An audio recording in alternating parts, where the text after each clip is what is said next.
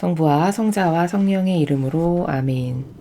예수님과 어머니 하나 되신 성심을 통해 신성하신 하느님 아버지의 피아세 나라에서 아버지께서 창조하신 천상천하의 온 우주 만물과 피조물을 끌어안고 그리고 이 지상에 남아있는 아버지께 속한 진리만을 믿고 따르는 소수의 남은 자녀들 그들과 함께 아버지 대전 앞에 감사와 찬미와 영광과 음순과 존경과 사랑을 드리며 경배드립니다. 또한 아버지만이 다스리셔야 할 진정한 그 다스림의 권리를 모조리 다 되돌려 드리오며 아버지 이제 이 대한민국이란 나라를 아버지께서 친히 직접 다스려 주시옵기를 저희들이 진정한 갈망으로 청원드리오니 아버지 뜻 신적 질서와 그 진리에 반하는 적그리스도와 빨갱이 세력과 그것보다 더 그들을 지배하고 다스리는 근원적 카발 세력 프리메이슨 일루미나티를 비롯하여 신적 질서 진리에 반하는 모든 마귀의 세력을 아버지 이제 완전히 부수어 주시옵소서. 마치 소돔과 고모라를 멸하실 때 유황불을 쏟아 부으셔서 모조리 몰살시키신 것과 같이 이제 그 아버지 뜻에 반하는 마귀 세력을 모조리 이 대한민국과 지구상에서 쓸어버려 주셔서 아버지만이 다스리셔야 할 통치권을 완전히 회복하시기를 그리하여 아버지만이 저희들을 꼭 다스려 주시옵기를 저희들의 자유의지가 갈망하여 아버지 뜻에 봉헌드리오니 저희들의 이 진정한 마음 하나만을 받아주셔서 이 나라를 불쌍히 여기시어 아버지 포기하지 마시고 이제 선의 세력이 두각을 나타내고 그들이 이 나라의 모든 방면의 지도자와 리더들이 되게 하셔서 그들 안에서 친히 다스려 주시옵소서. 이 모든 기도 우리 주 예수 그리스도의 이름으로 기도드리나이다. 아멘. 성부와 성자와 성령의 이름으로 아멘. 안녕하십니까. 하느님의 뜻 선교의 피아수냐입니다. 오늘도 이제 천상의 책 우리가 3장 20권 3장의 학습을 할 차례가 되었습니다. 오늘의 본문의 내용 어떠한 내용인지 여러분들과 함께 먼저 본문을 읽고 이제 하나하나 무슨 내용인지 자세히 살펴보도록 하겠습니다.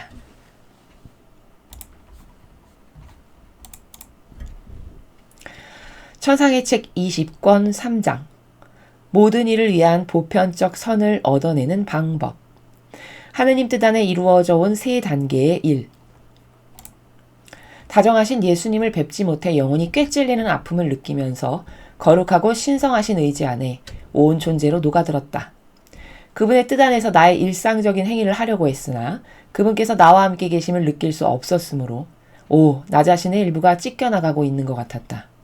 작고 변변치 않은 이 존재에게 있어서 예수님의 부재는 그렇듯 전신이 갈기갈기 찢기는 아픔으로 오기에 부디 불쌍히 여기시어 이 가련한 영혼에게 돌아와 주시기를 간청하지 않을 수 없는 것이었다.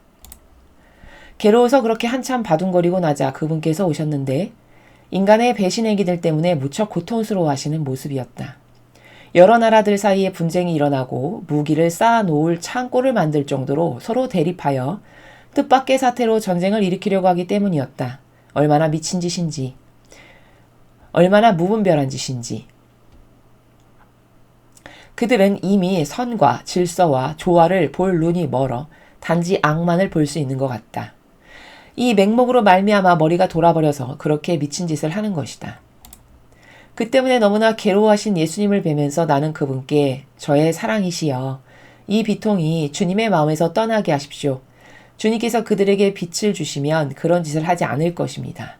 만약 저의 고통이 필요하다면 그리하여 그들 모두가 평화를 유지하기만 한다면 전 언제라도 고통을 감수하겠습니다 하고 말씀드렸다. 그러자 예수님께서는 위험이 서린 어조로 이르셨다. 딸아, 나는 내 지고한 피앗의 나라를 네 안에 세우기 위해서 곧 나를 위해서 너를 소유하고 있다. 그들을 위해서가 아니다.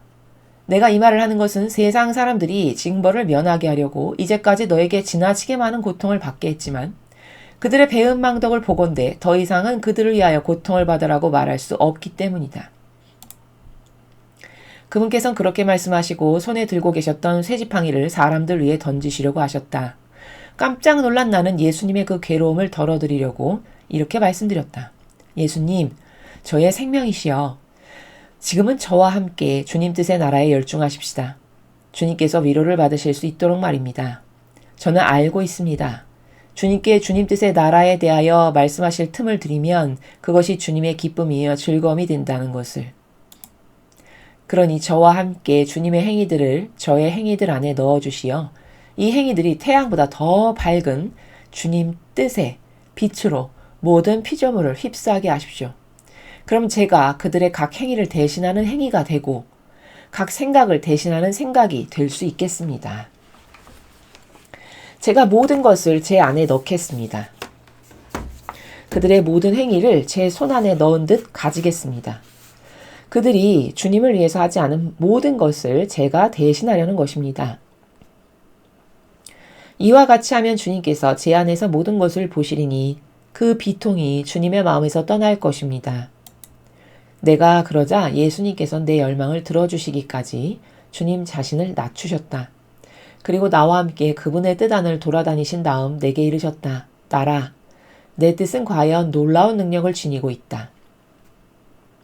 그것은 빛으로서 어디든지 파고들며 도처로 퍼지고 피조물의 각 행위에 그 자신을 내어주며 무수히 불어난다. 그러니 내 뜻은 그토록 많은 일을 하며 모든 것 안에 각각으로 불어나지만 실상은 언제나 하나로 남아있으면서 그 자신의 모든 행위들을 고스란히 지켜 그중 어느 하나도 흐트리는 법이 없다. 알아두어라. 따라. 존귀하신 여호와께서 모든 피조물의 이름으로 모든 피조물을 위하여 이루신 일이 곧 내 뜻 안에 첫째 단계에 해당되는 일이었다. 그것은 그분께서 모든 피조물을 위하여 얻어내신 더없이 높은 선으로서 대망의 구속자를 지상에 내려오시게 하신 일이었다. 이와 같이 모두를 위하여 모두의 이름으로 모두를 대신해서 보상하는 사람은 모두에게 도움이 될 보편적인 선을 얻어낼 수 있다. 나의 지고한 뜻 안에 이루어진 둘째 단계의 일은 바로 나의 인성이 행한 일이었다. 나는 만인과 만물을 감싸 안았다. 그 모두가 오직 하나인 것처럼 쌓아 안았다. 모두를 대신하여 속죄하고 피조물의 어떤 행위 안에도 내 행위가 들어있지 않은 것이 없게 하였다. 그것은 피조물의 각 행위를 대신하여 내 천상 아버지께 드리는 영광과 사랑과 흠숭이 완전한 것이 되게 하려는 것이었다. 그 일이 내가 지상에 온 것의 열매를 탄원하는 셈이었으므로 모두에게 구원과 성화와 은혜를 얻어줄 수 있었다. 그럼에도 많은 이들이 구원과 성화를 자기들의 것으로 차지하지 못하는 것은 전적으로 그들의 탓이지 주는 이의 탓이 아니다. 나의 삶은 그러므로 모든 이들을 위한 보편적인 선을 탄원하는 것이었다. 내가 모두에게 하늘의 문을 열어주었던 것이다. 내 뜻 안의 셋째 단계는 너의 행위에 의해 이루어질 것이다. 이런 이유로 내가 너에게 모든 것을 모두를 위해서 하고 모두를 쌓아안고 그들의 모든 행위들을 그 하나하나의 이름으로 보상하라고 하는 것이다. 너의 이 셋째 단계는 나의 것과 동일해야 하고 천상 여왕님의 것과도 하나여야 한다. 그렇게 하면 지고한 피앗의 나라를 얻어내는 데 도움이 될 것이다. 보편적 선을 행해야 하는 사람에게서는 아무것도 빠져나가면 안 된다. 그래야 그가 주기를 원하는 선을 모든 피조물에게 줄 수 있다. 내 뜻 안에서 수행된 행위들은 모든 일을 대신해서 보상하기 위하여 이 중에 사슬을 이룬다. 하지만 그것은 더없이 튼튼하고 길며 끊어지지 않는 빛의 사슬이다. 이 빛의 사슬을 끊을 수 있는 자는 없다. 아무도 태양 광선보다 더 빛나는 그 사슬을 부술 수 없고 하물며 그 빛살의 길이와 넓이로 다다르고자 하는 곳이 어디든지 그 진로를 막을 수는 더더욱 없다. 이 빛의 사슬들이 하나님을 속박하여 보편적인 선들을 주시게 하고 피조물을 속박하여 그것을 받지 않을 수 없게 하는 것이다. 주님의 말씀입니다. 하느님 감사합니다.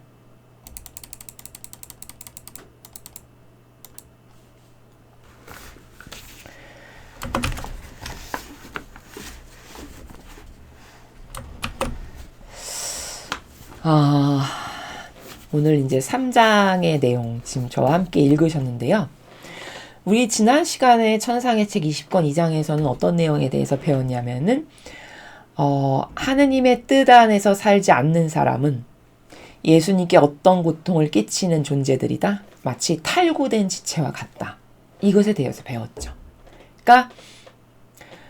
그러니까 아버지 뜻을 행하지 않는 사람은 팔이긴 팔인데 완전히 떨어져 나간 것도 아니고 그렇다고 완전히 하나 돼서 꽉 붙어있는 상태도 아닌 너덜너덜하게 붙어있는 상태여서 끊임없이 예수님께 고통만을 끼치는 이런 영혼이다 라고 예수님이 지난 시간에 말씀을 하셨죠. 근데 그 중에서도 그 고통의 어떤 강도랄까요? 가장 큰 고통을 끼치는 자가 바로 사제와 수도자. 즉 하느님의 집에 들어와서 아버지 뜻을 행하지는 않아. 그러나 떨궈져 나가지도 않아. 왜? 거기서 얻어 누리는 것이 있으니까. 그래서 너덜너덜한 상태로 끊임없이 예수님께, 아버지께, 어머니께 모욕만을 드리고 고통을 끼치는 존재. 이게 바로 탈구된 지체라는 것을 지난 시간에 가르쳐 주셨죠. 그리고 이제 밤과 낮, 동틀력, 해질력 이런 게 있다면은 아버지 뜻 안에서 사는 사람은 완전히 대낮인 거고 그렇지 않은 사람은 가끔씩 간헐적으로 행하거나 갈지차처럼 왔다 갔다 아니면 아예 관심이 없거나 이런 정도에 따라서 어떤 사람은 해질력에 해당하고 동틀력에 해당하기도 하고 아예 어둠에 속하는 지옥에 갈 수밖에 없는 존재도 있고 이렇게 비유를 통해서 현재 내가 나의 영적인 상태가 어디에 해당하는지를 우리가 스스로 점검해 볼 수 있는 이런 내용에 대해서 지난 시간 20권 2장에서 우리가 학습을 했습니다. 오늘 이제 3장은 조금 더 피아세 세계에 대해서 아주 더 이제 본격적으로 들어가고 있어요. 정신세계 수준이 이제 뒤로 가면 갈수록 점점 더 심오해지고 더 고도화될 거거든요. 이제 그럴 수밖에 없죠. 피아세 나라는 사실 아버지 뜻에서 정수이고 정수 중에 정수이기 때문에 그 정수의 세계가 어떤 것인지를 예수님은 많은 말씀으로 설명하실 수밖에 없다. 왜? 우리를 이해시키셔야 되니까. 그렇다라고 지난 시간에 1장에서도 내가 많은 말을 할 수밖에 없다. 이렇게 말씀하셨죠. 그런 많은 객관화와 비유를 통해서 우리가 깨닫고 알아들을 수 있게끔 인도하셔서 그것을 갈망하는 자는 그 행위가 나올 거고 그 사실적 행위가 있는 자는 피아세 나라에 가기에 합당한 이제 이런 다양한 반향들이 이 지상에 살아가고 있는 영혼들 가운데 나오게 되겠죠, 앞으로. 이제 그 차원을 알기 위해서는 점점 조금씩 고도화된 심오한 그 세계에 대해서 우리가 학습을 하게 될 겁니다. 오늘은 이제 피아세에 대해서 조금 더 구체적으로 예수님이 말씀을 하세요. 자, 어떤 내용인지 제목부터 한번 보죠. 모든 일을 위한 보편적 선을 얻어내는 방법이라고 말씀을 하세요. 그러면 모든 일을 위한 보편적 선을 누가 얻어내셨냐? 모범적으로 예수님과 성모님이 일을 하셨다라는 거거든요. 결론을 제가 말씀드리면. 그런데 여기서 관점적으로 우리가 중요하게 봐야 될 단어가 여기에 어디에 해당하냐면 모든이라는 거예요. 그러면 사람이 이 첫 번째 관점의 문장을 봤을 때 모든 일을 위한 보편적 선? 그럼 다 주어지는 거구나. 이렇게 생각하기 십상이죠. 그러나 착각이에요. 왜냐? 여기서 말씀하시는 모든 일이라는 거는 우리가 소위 말하는 마귀랑 하나 돼서 살아가는 영혼도 포함되는 건 아니에요. 이제 오늘 본문에 예수님께서도 말씀을 하시지만 제가 이따 설명하겠지만 여기서 말씀하시는 모든 일이라는 거는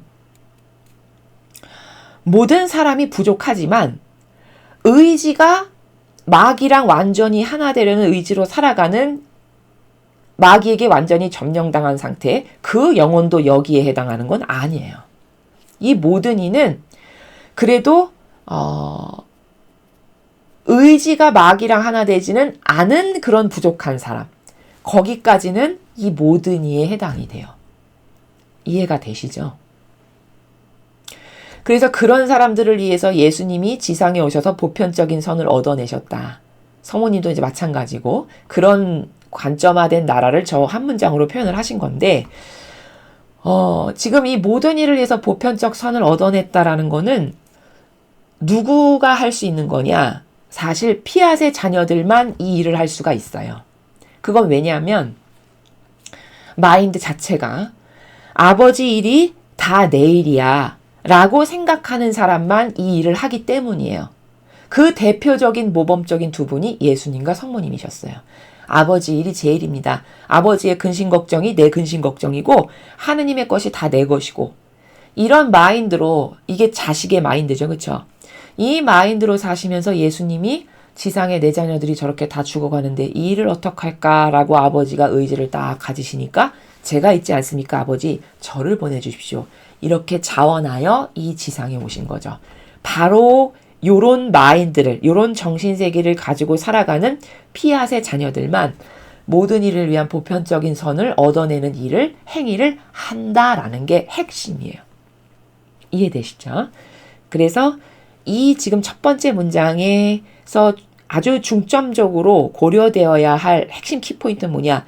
저것은 누구나 다 하는 게 아니라 누구만 한다? 피앗의 자녀만 할 수 있다. 근데 그 피앗의 자녀는 마인드 자체가 남하고 다르다. 어떻게 다르냐?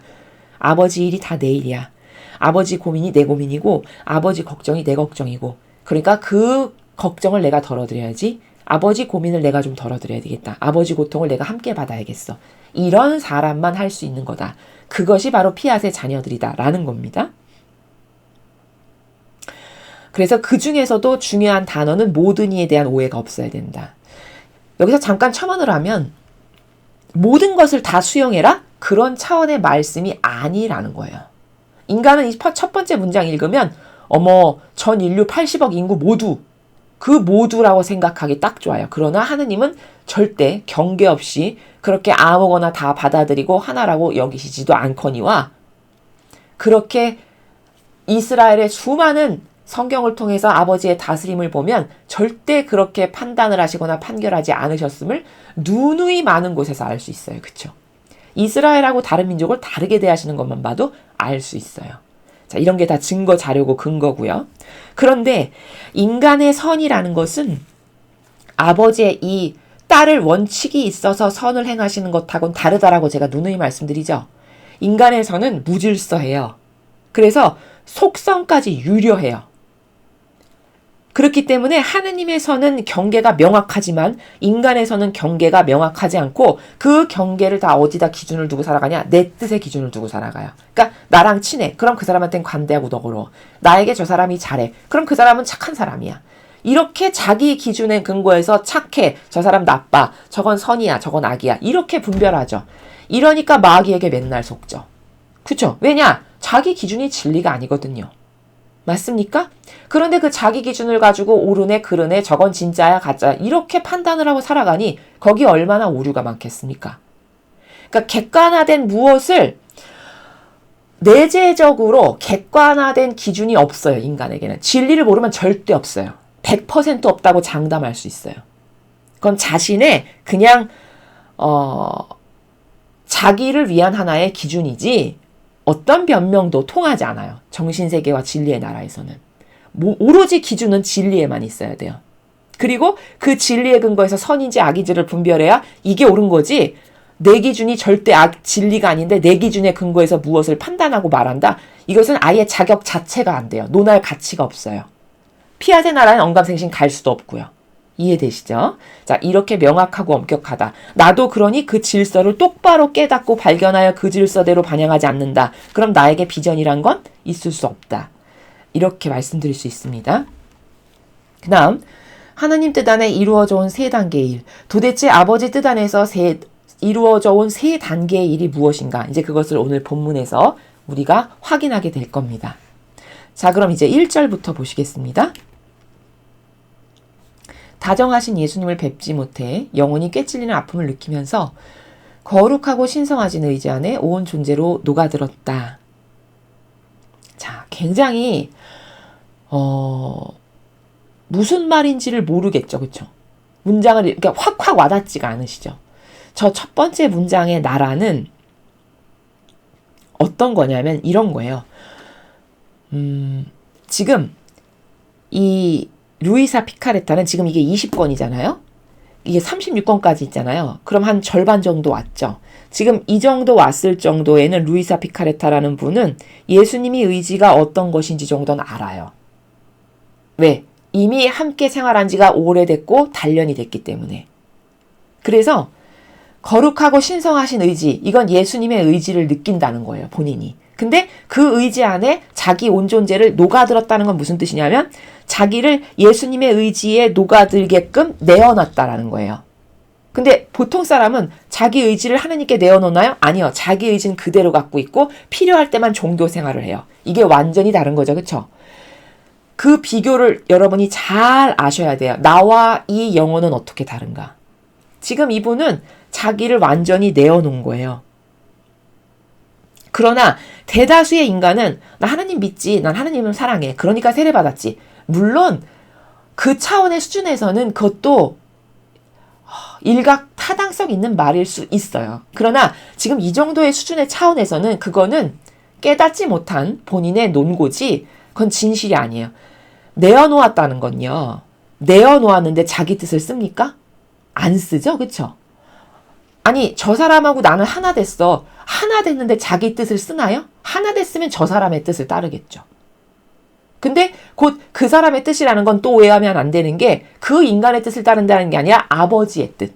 지금 여기서 예수님은 아버지의 뜻을 아예 내재화되고 가지고 계신 분이시잖아요. 그쵸? 그럼 예수님과 하나 됐다는 건 아버지 뜻에 하나 된 거고 그 아버지 뜻만을 따르는 사람이라는 거예요. 그래서 그것을 표현할 때 이 자연법의 언어로 표현할 때 지금 이분은 온 존재로 녹아들었다. 그분께 나를 완전히 내어놔서 녹아들게 해서 내 것은 없는 상태가 되었다라는 걸 이렇게 표현하신 거죠. 그래서 여기 보면 예수님의 의지, 여기 신성하신 의지 안에 이렇게 표현했잖아요. 그게 바로 예수님의 어떤 의지를 말씀하시는 거고, 다시 말하면 예수님의 요청 사항이 뭔지를 이분은 이제 아시는 거예요. 그 요청 사항 안에 자기를 내어놓았다 이런 말이거든요. 그래서 녹아들었다가 그 예수님께 나를 완전히 내어놓아서 그분과 함께 영적인 생명활동을 지금 하고 있다. 이런 차원을 요 자연법의 단어로 표현을 한 겁니다. 그분의 뜻 안에서 나의 일상적인 행위를 하려고 했으나 그분께서 나와 함께 계심을 느낄 수 없었으므로 나 자신의 일부가 찢겨나가고 있는 것 같았다. 작고 변변치 않은 이 존재에게 있어서 예수님의 부재는 그렇듯 전신이 갈기갈기 찢기는 아픔으로 오기에 부디 불쌍히 여기시어 이 가련한 영혼에게 돌아와 주시기를 간청하지 않을 수 없는 것이었다. 지금 1절에서 우리가 하나 배워야 될 건 뭐냐면 이분의 이 엄청난 갈망이에요. 여러분 느껴지시나요? 세상 사람은 사랑해서 결혼했잖아요. 결혼했지만 서로에게 부부가 이런 갈망을 하지 않아요. 맞습니까? 그쵸. 오히려 딴 주머니를 차요. 결혼했는데도 불구하고. 너는 너 나는 나 이렇게 살던가. 그럼 이 사랑하고 얼마나 다릅니까? 그건 사실 사랑이 아니에요. 맞죠? 그러니까 그런 것을 이 영혼에게서 배워야 되고 갈망이 진짜 크구나. 얼마나 갈망이 큰지 예수님을 못 뵈니까 존재가 여기 갈갈이 찢겨나가는 것 같다고 표현했지 아까. 전신이 갈게갈기 찢기는 아픔으로 오기에. 이게 사랑의 수준이 얼마나 보통의 신앙생활을 하는 사람과도 다른지를 이런 표현을 통해서 우리가 알 수 있어요. 정말 진정으로 사랑하는 거죠. 못 보면 마치 세상적 좀 저급한 표현을 하면 미쳐버릴 것과 같은 이제 그런 본인의 그 사랑에 대해서 표현을 이렇게 한 거고요. 자, 그러나 여기서 갈망이 엄청나게 보통 사람하고는 다르게 크다는 걸 하나 발견할 수 있지만 성모님하고 또 비교를 할 수 있어요. 성모님은 신비로운 도성이란 책을 보면은 하느님을 너무너무 많이 갈망하시는 그 표현의 세계가 나와요. 근데 그 아버지를 너무 사랑해서 늘 뵙고 싶고 이런 그 내적인 내밀한 표현을 성모님이 하시는데 지금 이 영혼은 약간 좀 저급하지만 자연법인 단어로 제가 1절의 내용을 표현하면 약간 징징대는 나라가 좀 느껴지시나요? 그렇죠. 그렇게 표현해야 여러분이 가장 잘 이해하실 수 있을 것 같아요. 약간 징징거리는 나라가 있어요. 그쵸? 근데 성모님은 이렇게 말이 많고 징징대는 나라가 아예 없으세요. 그냥 수준 높고 차원 높은 갈망이 끌어오름을 끊임없이 아름답게 표현하시는 게 다예요. 근데 지금 이분은 성모님을 그런 갈망의 차원에선 닮은 건 맞지만 말이 많고 일단 뭐 이렇게 말이 많잖아요. 주석이 블라블라블라 지금 1절을 보면 말이 많고 좀 징징대는 그런 부족함이 성모님하고 비교하면 그 사랑도 일반인보다는 훨씬 수준이 높지만 더 수준이 높은 완성되신 성모님하고를 좀 비교해보면 그런 차이가 존재한다. 이런 아주 디테일한 걸 발견할 수 있죠. 여기서. 이해되시죠? 그 정도를 객관화를 할 수 있습니다. 그래서 우리가 지금 1절을 보면은 사람은 한결같은 사랑을 받잖아요. 그럼 영혼이 다 달라져요. 다 변화됩니다. 그 증거가 예수님을 만나서 달라지지 않은 사람이 있었나요? 성경에서? 모두 다 달라졌어요. 심지어 창녀까지도. 맞죠? 마리아 막달레나. 창녀 짓을 하다 끌려왔는데 뭐 마리아 막달레나에게 별말 하신 것도 없어요. 몇 마디. 예수님이. 그쵸? 그냥 너희 중에 죄 많은 사람부터 이 여자한테 돌 던져라 했는데 어머 양심을 꿰찔리는 말이어서 아무도 그 말에 차마 그게 너무 맞는 말이어서 다 돌 놓고 간 거. 그래서 그 여인을 살려준 거. 그게 다죠. 그쵸? 근데 그 강렬했던 예수님의 신적인 아우라 그리고 그분의 탁월하신 그 지성에 탐복하죠. 마리아 막달레나가. 그래서 그 다음부터 예수님을 따라다니는 여인들 중에 이제 하나가 되잖아요. 자, 이렇게 예수님을 만나서 변화되지 않은 사람은 단 한 명도 없다. 왜냐? 그 사랑이 온전하고 완벽한 사랑이기 때문에 한결같고 지속적인 영원성의 사랑이고 무한성의 사랑이기 때문에 그 사랑을 받으면 감동하지 않을 사람은 없는 거예요. 그래서 다 달라지는 겁니다. 이해가 되시죠? 지금 이분도 이렇게 뜨겁고 열절한 갈망이 어떻게 나올 수 있나? 우리랑 똑같은 부족한 인간인데 예수님께로부터 지도를 받으면서 산제물로 함께 사시면서 한결같은 사랑을 계속 받고 있죠. 그러니까 영혼이 달라진 거예요. 그래서 이렇게 뜨거운 갈망을 할 수 있게 된 영혼으로 변화된 거죠. 이런 것도 여기서 객관화를 할 수 있어요. 그래서 사람은 한결같은 사랑을 받으면 영혼이 변화된다. 라는 거. 그리고 갈망이 남들보다 탁월하고 훌륭하긴 한데 퍼펙트한 성모님의 갈망하고 비교해보면 성모님은 정말 유일성으로 아름다운 갈망의 세계가 신비로운 도성에도 나오고 그리고 그 마라나타 성지에서 그 주신 묵주기도가 있었어요. 근데 그 묵주기도를 보면은 예수님이 먼저 돌아가셨잖아요. 근데 예수님이 돌아가신 다음에 예수님이 너무 뵙고 싶어서 여러 번 혼절했다라는 부분이 나와요. 이게 탁월한 거거든요. 여러분, 세상 사람 중에 누가 보고 싶어서 혼절하는 사람이 있나요? 저는 지금까지 한 명도 못 봤습니다. 혼절하기는커녕 부부 생활 오래 했는데 누군가 한 분이 먼저 돌아가시면 풀 마르기도 전에 재혼하고 이런 게 세상 사람의 사랑이죠. 그렇죠? 그러니까 진짜 저급한 거죠. 근데 성모님은 예수님이 너무너무 뵙고 싶은데 배울 수가 없어서 여러 번 혼절했다라는 것이 그 묵주기도 그 파트 중에 한 부분에 나와요. 그러면 누군가가 보고 싶어서 너무 뜨겁게 사랑해서 혼절하는 상태의 사랑의 나라는 어떤 수준일까요? 정신세계가. 완전히 다르겠죠. 이 저급한 인간하고는요. 이제 그런 아름다운 정신세계의 사랑의 차원이 있다라고 한다면 저급하기가 어떤 둘이 함께 살다가 한 명이 먼저 죽었는데 아우 죽어서 속 시원하다 잘 죽었다 해서 얼른 빨리 재혼하는 이런 저열한 사랑도 있다는 거죠. 그럼 나는 어떤 인간이 되고 싶은가라는 거죠. 그렇죠. 이런 걸 자신을 객관화할 때 이런 챕터를 볼 때 나는 한참 달라져야 되겠구나. 정신세계가. 나라고 하는 사람은 사랑이 뭔지를 모르는구나. 이런 걸 발견하고 깨닫는 게 중요하다는 거죠. 괴로워서 그렇게 한참 바둥거리고 나자 그분께서 오셨는데 인간의 배신의 기들 때문에 무척 고통스러워 하시는 모습이었다. 여러 나라들 사이에 분쟁이 일어나고 무기를 쌓아놓을 창고를 만들 정도로 서로 대립하여 뜻밖의 사태로 전쟁을 일으키려고 하기 때문이었다. 얼마나 미친 것인지 얼마나 무분별한 짓인지. 이제 지금 이게 1926년 9월 23일의 메시지거든요. 그럼 1900년대 초반이잖아요. 근데도 이렇게 서로 전쟁을 못해서 날리고 무기 만들려고 창고 쌓고 이런 거를 지금 보는 거예요. 루이사 피카레타가. 그쵸? 그리고는 인간이란 존재는 어떻게 저주경인가 이제 이런 거를 한탄하는 거죠. 그럼 여러분 1900년대가 이랬다면 지금은 얼마나 악할까를 생각해 보십시오. 말도 못하겠죠. 그렇죠? 지금 이 정도로도 악해서 예수님이 여기 쇠지팡이를 아까 내려 꽂으려고 한다라고 말씀하셨죠. 중간에.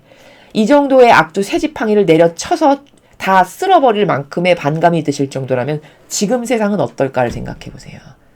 말할 수 없을 만큼이겠죠.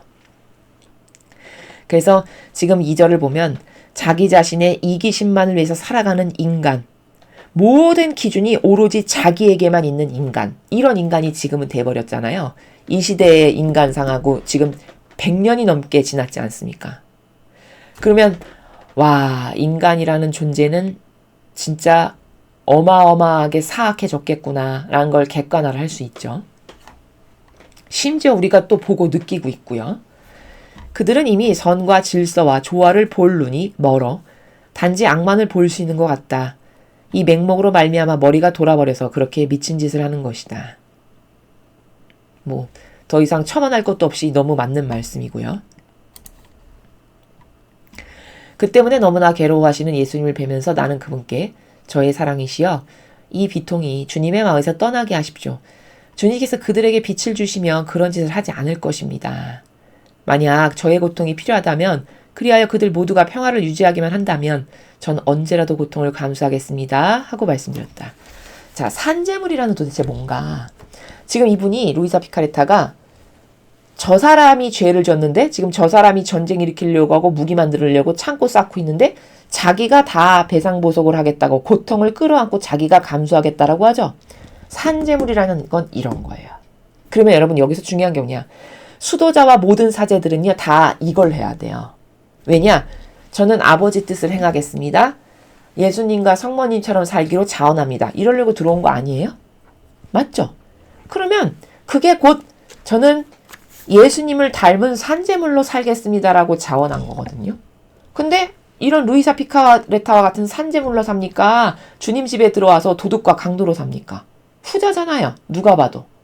그러니까 완전히 잘못된, 그러니까 탈골된 지체. 아예 떨어져 나갈 거면 빨리 떨어져 나가든가. 빨리 떨어져 나가지도 않아. 왜? 여기서 받아먹는 양식이 계속 존재하니까 그 안에는. 공짜로 봉헌 받아, 모든 것, 뭐 명예도 내 거, 존경도 내 거, 사랑도 내 거, 돈도 내 거, 뭐든지 다 받아 누리잖아요. 거기다가 고생하는 건 하나도 없으면서. 그러니까 떨궈져 나가지도 않는 거예요. 너덜너덜 붙어서 예수님께 고통만을 끼치는 이런 존재를 두고 예수님이 지난 시간에 말씀하신 거다라는 거죠. 산재물이란 이런 거를 하는 겁니다. 지금 루이사 피카레타는 자기가 지은 죄도 아닌데 저들이 엄청난 죄를 지어서 예수님이 고통스러워하세요. 맞죠?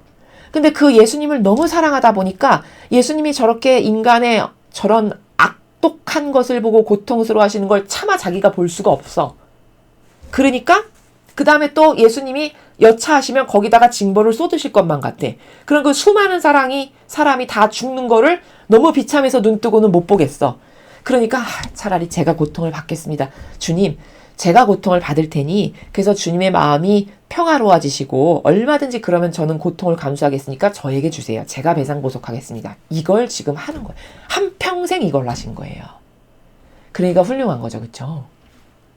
그래서 지금 이 상황에 대해서 제가 객관화를 해드렸고요. 도대체 산재물이 뭐 하는 사람인가? 그럼 교회에 들어온 무수히 많은 자원한 봉사자, 교황부터 시작해서 교황은 가장 모범적인 사람으로 살아야 되는 거죠. 산재물에.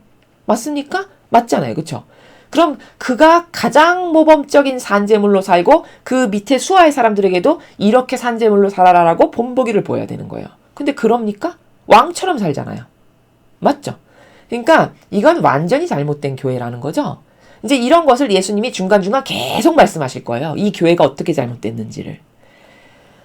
그래서 산재물이란 이런 건데 지금 루이사 피카레타는 예수님께서 저것들이 저렇게 악하니까 내가 쓸어버려야 되겠다라고 하실까봐 조마조마해요. 그러니까 그렇게 하시기 전에 얼른 냉큼 제가 감수하겠습니다. 저에게 고통을 주십시오. 이걸 청원드리고 있는 거다라는 거고요. 그러자 예수님께서는 위험이 서린 어조로 이르셨다. 따라 나는 내 지고한 피앗의 나라를 네 안에 세우기 위해서 곧 나를 위해서 너를 소유하고 있다. 이렇게 말씀하십니다. 그러니까 이 말은 무슨 뜻이냐면 루이사 피카레타라고 하는 사람을 하나 선택하셔서 그 영혼에게 하느님의 뜻의 나라에 대해서 지금 계속 가르치세요. 그쵸? 그리고 피앗의 나라가 뭔지를 가르치세요. 그럼으로써 이분이 받아 적어서 후대에 피앗의 나라가 뭐고 하느님의 뜻이 뭔지를 알게 되면 그들이 도전을 해서 피앗으로 돌아오고 하느님의 뜻의 나라로 돌아올 거 아니에요. 그래서 다시 하느님의 그 창조의 마지막 정점을 찍는 완성을 이루기 위해서 내가 너를 쓰고 있는데, 이런 말씀이에요. 그 아버지 뜻의 나라를 완성하기 위해서 내가 너를 도구로 매개체로 지금 쓰고 있는 거다, 이런 말씀이죠. 그들을 위해서가 아니다 라는 거예요. 자, 잘 보세요. 예수님이 분명히 말씀하셨어요. 그들을 위해서가 아니다. 누구? 그 악한 사람들, 악에게 완전히 점령당하고 지배당한 사람들. 그러면 여기도 보면 예수님이 나누시는 걸 알 수 있죠. 저들을 위해선 내가 그걸 할 생각이 없다라는 거잖아요. 근데 이 교회는 그걸 덮어버리고 거꾸로 가르치잖아요. 모든 사람을 사랑하라고. 그럼 예수님하고는 다른 거예요. 따라야 될 기준이 그것 자체가 악이라는 겁니다. 그럼 차라리 정직하게 나는 예수님을 안 따르는 사람이에요, 이렇게 말을 하든가. 마치 예수님을 따르는 모범처럼 겉으로 엄청 착한 행세하고 겸손한 척하면서 사실 속 의지는 뭐예요? 왕처럼 떵떵거리고 모든 사람으로부터 존경과 사랑과 온갖 좋은 건 다 내 거. 이렇게 살아간다면 이건 반감 드는 거죠. 이런 심각한 반감이 드는 행위를 하고 있다라는 거예요. 그래서 보십시오. 내가 이 말을 하는 것은 세상 사람들이 징벌을 면하게 하려고 이제까지 너에게 지나치게 많은 고통을 받게 했지만 그들의 배은망덕을 보건대, 자, 배은망덕이라고 하십니다. 더 이상은 그들을 위하여 고통을 받아라고 말할 수 없기 때문이다. 자, 여기 모두를 위해서라고 하십니까? 구분해서 나누세요. 구분해서 나누시는 정신세계죠. 그쵸? 그럼 저 거짓교회는 구분해서 나눠요? 다 끌어안으라고 가르쳐요. 다 끌어안으라고 가르치잖아요. 그러니까 완전 마귀라는 거예요. 예수님하고는 완전 다르죠. 지금 이 예수님의 이 말씀하시는 나라의 의지는 어떤 거냐면 이런 거예요. 루이사에게 일단 미안해. 왜? 한평생을 끊임없이 고통을 당하는 산재물로 뽑아놨는데 그게 마귀들을 위한 고통까지 이 영혼에게 계속 받게 하기에는 예수님이 이 영혼을 사랑하시는데 미안하잖아요. 또 그 루이사의 엄청난 희생이 아까운 생각이 드시는 거예요. 왜? 열매도 못 맺는데? 열매도 못 맺는데 내가 저 마귀들 때문에 얘한테 계속 고통을 받게 하라는 건 이건 말할 수 없는 고통이다. 이런 나라죠. 예수님은 성경에도 나오잖아요. 그 열매 맺지 못하는 무화과 나무. 저거 열매 맺지 못하니까 잘라버려라. 이렇게 말씀하시죠. 그러니까 제자들이 스승님 1년만 더 둬보시죠. 저희가 이번에 걸음을 주고 잘 가꿔보겠습니다. 1년 뒤에도 열매를 못 맺으면 그때 가서 잘라버리시죠. 이런 게 나오죠. 그러니까 예수님은 열매를 맺지 않아. 거기다 끊임없이 뭔가를 투자했는데 소출이 없어. 그럼 과감히 잘라버리시는 나라예요. 물론 기회를 주셨죠. 그래서 3년을 주셨잖아요. 기회를. 맞죠? 하나님은 이런 나라거든요. 근데 사람은 특히 하나님의 일꾼이라고 자언한 사람들은 이런 사고방식이 아니야. 그냥 무조건 다 끌어안으래. 기준도 없고 그냥 온갖 착한 척은 다 하면서 실제로 착하지도 않으면서. 맞죠? 그러면서 사람들에게 그 기준만 그리고 그 질서와 경계만 다 흐트러뜨리는 거예요. 올바른 사고방식을 할 수 없게끔. 예수님은 이렇게 하시는데. 지금 야, 더 이상은 안 되겠어. 너의 희생을 그들의 배은망덕을 보니까 내가 반감이 들거든. 더 이상은 너의 희생을 그들을 위해서 쓰라고 하지 않겠다. 이렇게 결단 내리시죠. 그러니 여러분 진리를 배우시기 바랍니다. 진리 배우지 않잖아요. 그럼 마귀밥 되는 건 순식간이에요. 왜? 지금은 세상이 온통 마귀가 깔아놓은 지뢰밭이거든요. 어딜 밟아서 다리가 터져서 죽을지 모르는 지뢰밭과 완전 똑같아요. 오로지 살고 싶으면 영원히 살기를 원한다. 그럼 이 진리만을 배우고 기준을 똑바로 갖고 살아가야 돼요. 그래야 여러분이 지옥을 안 가고 여러분이 비참한 처지를 나중에 당하지 않게 된다는 거예요. 왜? 교회도 이제 진리를 안 가르치니까요. 맞죠? 그래서 예수님의 사고방식대로 해야 돼요. 왜? 하느님의 사고방식이 곧 그러하시니까. 완전히 예수님은 아버지랑 하나 되셨기 때문에. 여기서 그걸 알 수 있고요. 그분께서는 그렇게 말씀하시고 손에 들고 계셨던 쇠지팡이를 사람들 위에 던지시려고 하셨다. 자, 도저히 못 봐주겠으니까 너네들은 죽어도 싸다. 내가 너네들을 멸망시키고 말겠다. 이제 던지기 직전이에요. 쇠지팡이를. 깜짝 놀란 나는 예수님의 그 괴로움을 덜어드리려고 이렇게 말씀드렸다. 예수님, 저의 생명이시여 지금은 저와 함께 주님 뜻의 나라에 열중하십시다. 주님께서 위로를 받으실 수 있도록 말입니다. 저는 알고 있습니다. 주님께 주님 뜻의 나라에 대하여 말씀하실 틈을 드리면 그것이 주님의 기쁨이며 즐거움이 된다는 것을. 그러니까 저 배은망덕한 것들, 아무리 지네들을 위해서 희생을 하고 내가 쏟아 부어도 소출을 하나도 못 맺는 것들, 저것들을 이제 다 죽여버려야 되겠다. 이렇게 하시니까 깜짝 놀라서 말리는 거죠. 지금 상황이 그런 거죠. 근데 지금 여기 루이사 피카레타가 예수님께 드린 말씀의 나라 중에서 여기 여러분 보시면요. 주님 뜻의 나라에 열중하십시다. 이렇게 말씀하셨잖아요. 여기 열중하십시다는 사실 조금 표현이 바르지 않아요. 예수님께 감히 인간이 열중하십시다. 이거는 너무 예의를 차리지 않은 단어예요. 아시겠죠? 무슨 말씀인지? 그러니까 이게 아마 번역에 오류가 있거나 아니면 뭐 적당한 단어를 찾지 못해서 이렇게 하셨을 수도 있지만 원문을 그래서 봐야 하겠지만 게다가 또 영어나 다른 나라는 우리나라 같은 어떤 존경에 표하는 경어가 없잖아요. 그러다 보니까 이제 표현을 하실 때 이렇게 하신 것 같은데 이렇게 뭐뭐 하십시다? 이건 너무 건방진 나라예요. 예수님께 아버지께 할 때는 아주 조심해야 돼요. 경외하는 마음으로 번역을 해야 되는 게 맞는 거거든요. 그러니까 표현은 이렇게 했지만 여러분이 열중하십시다. 이런 나라에서 아버지를 대한다. 예수님을 대하신다. 이러면 큰일 나신다는 거예요. 이건 뭔가 여기 오류가 있을 거예요. 번역을 했을 때. 이제 그것을 여러분이 꼭 인지하셔야 되고 그 다음에 지금 요 행간의 나라는 무슨 말이냐면 루이사 피카레타가 지금 예수님의 그 관심사항을 약간 돌리시는 거예요. 화를 가라앉히실 수 있게끔 예수님 그러지 마세요. 저랑 아버지 뜻나라에 대해서 계속 말씀하시죠. 아버지 뜻나라에 대해서 말씀하실 때 주님은 막 생기가 돋으시고 희망으로 가득하고 기뻐하시잖아요. 그러니까 저와 함께 그 아버지 뜻의 나라에 대해서 계속 말씀하십시오. 제가 잘 받아 적겠습니다. 뭐 요런 행간의 나라예요. 예수님께 마음을 위로해드리고 징벌을 내리시지 못하도록 좋아하시는 일을 하실 수 있게끔 루이사 피카레타가 약간 이렇게 위로를 드리는 그런 나라. 그런 나라에서 말씀하시는 걸 여기 지금 6절에서 우리가 이해할 수 있습니다. 그러니 저와 함께 주님의 행위들을 저의 행위들 안에 넣어주시어 이 행위들이 태양보다 더 밝은 주님 뜻의 빛으로 모든 피조물을 휩싸게 하십시오. 그러면 제가 그들의 각 행위를 대신하는 행위가 되고 각 생각을 대신하는 생각이 될 수 있겠습니다. 자, 이게 무슨 말이냐면 7절이 이 정신세계가 어떤 거냐면 주님의 행위들을 저의 행위들 안에 넣어주시어. 이게 뭐냐면 이런 거예요. 예수님이 지상에 오셔서 행하셨던 아버지의 뜻을 행하셨던 무수히 많은 행위가 있었죠. 그렇죠?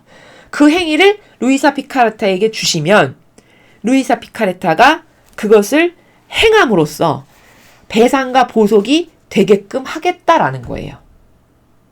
그러면 루이사 피카레타가 배상과 보속을 했으니까 그 죄악에 대해서 약간 누그러지실 수 있죠. 그리고 징벌도 완화될 수 있잖아요. 지금 그걸 자기가 하겠다라고 자원하는 거예요. 그래서 예수님의 의노를 조금 누그러뜨리실 수 있게끔 해드리는 그걸 말씀드리는 거거든요. 그거를 지금 예수님의 행위를 저의 행위 안에 넣어주십시오. 그 나라가 지금 제가 설명한 나라예요. 그러면 지금 이 영혼은 어떻게 예수님의 행위를 하겠다는 거냐? 지금 이 영혼이 침상에서 붙박이로 살면서 고통을 끊임없이 받고 있죠. 그렇죠? 그러면 그 고통을 받는 행위가 온 인류가 아버지께 예수님과 어머니께 모욕드리는 행위를 자기가 고통을 받음으로써 대신 배상과 보속하는 것이 되게 하는 요 차원의 나라예요. 그러면 사실적으로 이 영혼이 고통을 받았기 때문에 그들이 지은 죄를 탕감받을 수 있죠. 고통받은 것만큼. 이렇게 해서 완화시키는. 그게 7절의 나라예요. 그러면 죄악이 지금 1000톤의 무게로 떨어질 건데 이 사람이 예를 들어서 그다음 500톤을 졌다. 그러면 1000톤 중에 500톤은 완화시킬 수 있잖아요. 그렇게 함으로써 아버지가 조금 의노를 거두실 수 있고 예수님이 조금 의노를 거두실 수 있는 이걸 제가 하겠습니다. 이런 거죠. 7절의 나라가 지금 그 말입니다. 그래서 그러면 이런 걸 할 때 핵심되는 키포인트는 뭐냐면 실질적인 희생이 들어가야 돼요. 그래야 진짜가 돼요. 지금 루이사 피카레타는 침상에 못 박혀서 음식도 잘 삼키지 못하는 가운데 수십 년 동안 이 고통을 당하는 산재물이었잖아요. 그럼 이 사람은 실제적인 고통이 있죠. 그리고 이렇게 실제적 희생이 들어갔기 때문에 이 사람이 하는 배상과 보석은 진짜예요. 그래서 이거를 아버지가 진짜로 받으세요. 그리고 그것이 하느님께는 마치 식사와도 같은 거예요. 이해가 되시죠? 그게 7절의 나라입니다.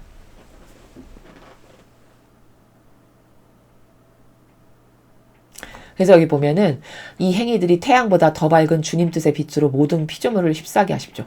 그러니까 제가 온 인류를 다 끌어안고 예수님이 행하셨던 바를 정신의 차원에서 그리고 육의 고통이 동반되는 가운데 이렇게 행하면 그러면 이들의 죄악을 탕감받고 용서받을 수 있게 되지 않겠습니까, 주님?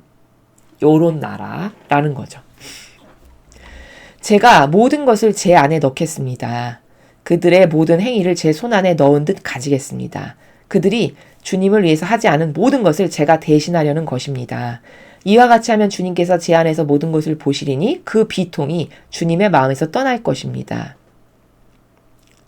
지금 8절도 7절하고 유사한 나라인데 하느님의 필요는 모두 다 저의 필요가 되게 해서 제가 이 온 인류의 영혼을 끌어안고 대신 배상과 보석을 다 합니다. 그들이 지은 모든 죄악을. 그렇게 바치면 하느님께 이들이 모욕드리고 상처드린 모든 것에 대한 실제적인 배상과 보석이 됨으로써 아버지는 위로를 받으시고 마음의 비통을 조금 덜어내실 수 있지 않겠습니까? 이런 말이죠. 그러니까 아주 쉽게 말하면 이런 거예요. 내가 자식이 10명인데 10명 중에 9명이 다 망난이야. 자기 뜻대로 먹대로 막 살아요. 근데 그 중에 하나가 엄청 효자인 아들이 하나 있는 거예요.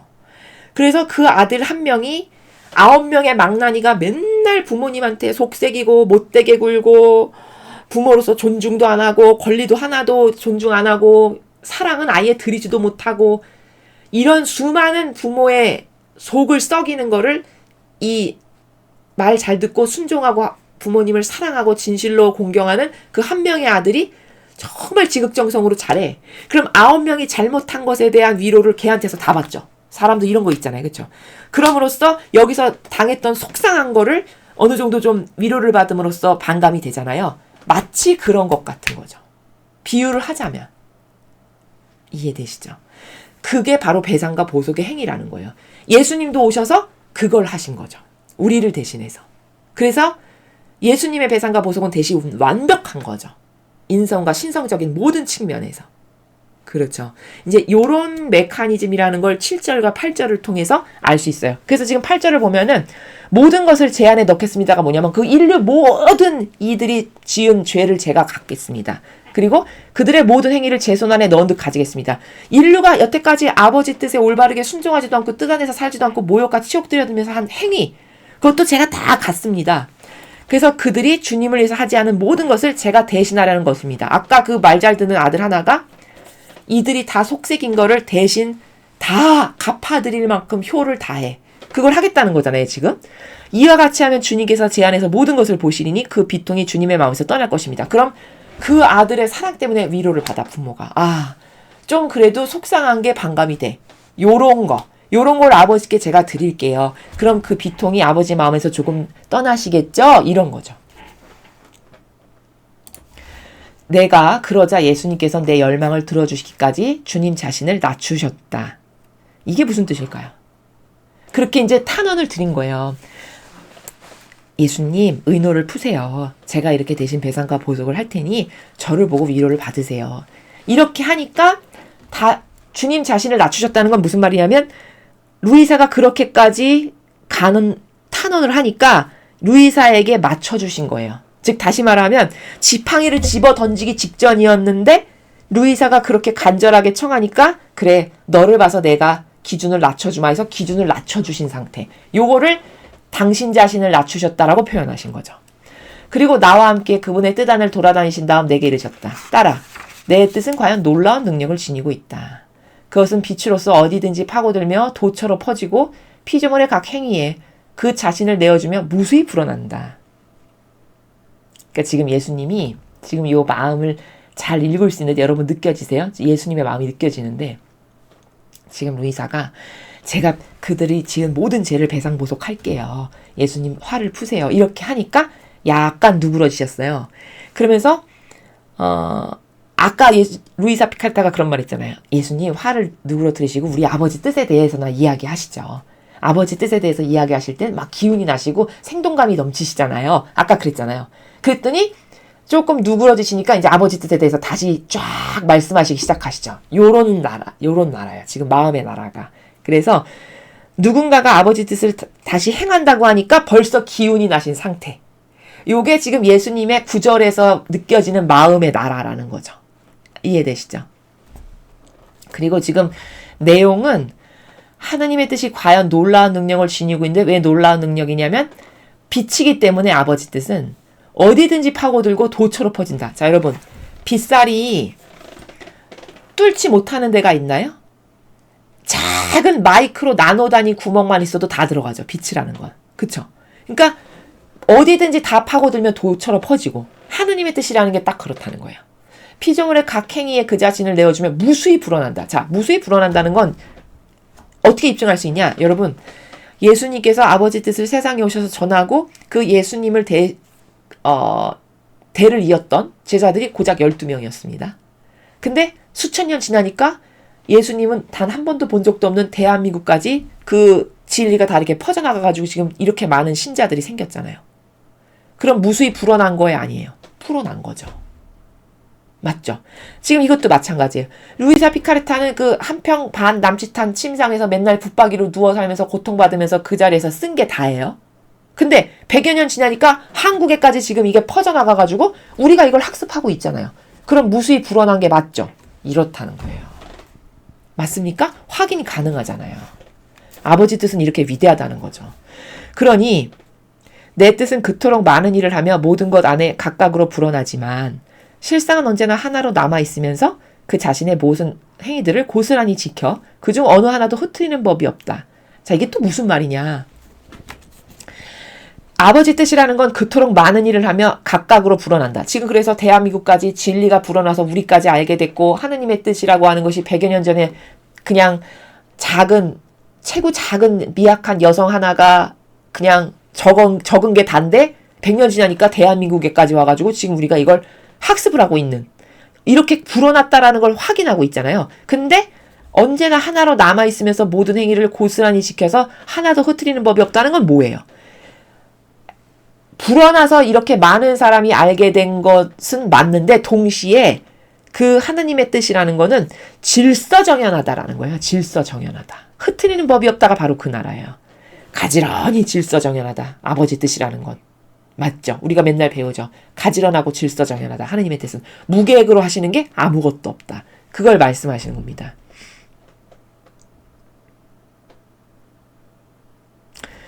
그 다음에 알아두어라 따라.